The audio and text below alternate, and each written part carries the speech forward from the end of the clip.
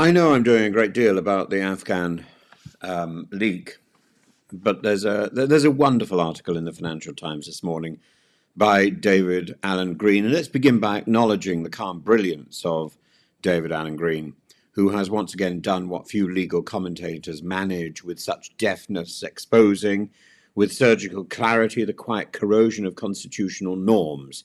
His piece on the Afghan data breach, his piece on the Afghan super-injunction, is not merely an analysis of a legal instrument gone wrong. It's an x-ray of a political culture that has grown flabby with secrecy and complacency. Green's first triumph is in demystifying the legal absurdity of the super-injunction itself, a juridical ghost many believed had been exorcised a decade ago. These are orders which not only prohibit publication of content, but prohibit revealing that publication even exists, are supposed to be ultra vires, reserved only for the gravest matters, national security perhaps, personal safety sometimes.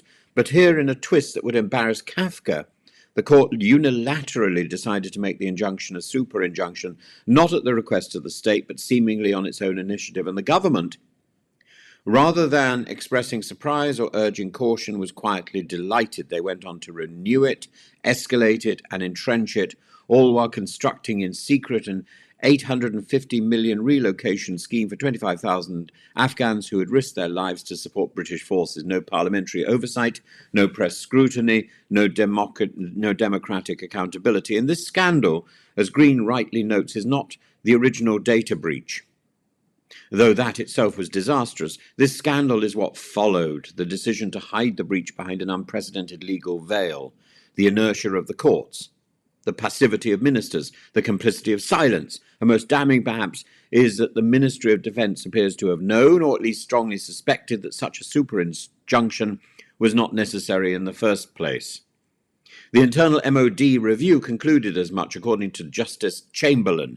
The assessments used to justify the original injunction were very different from those later examined. This is not merely a failure of communication, it's a failure of candour. And Green doesn't shout, he doesn't rage, but his prose, lean, lucid, and sharpened by years of experience in government and the law, allows the implications to land with devastating force.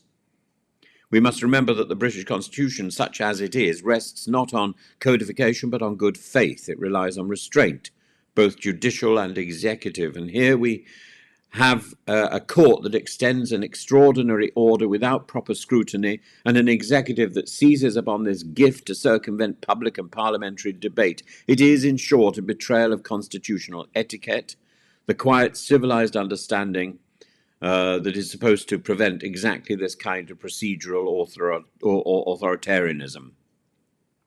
Green's essay is not just about law, it's about the corrosion of consent. The democratic contract was bypassed. No MP voted to spend that £850 million. No committee scrutinised the relocation criteria. No journalists reported it because they were muzzled. No citizen knew because the courts had decreed that they must not. And what now? One suspects no lesson will be learned, writes David Green, with devastating understatement.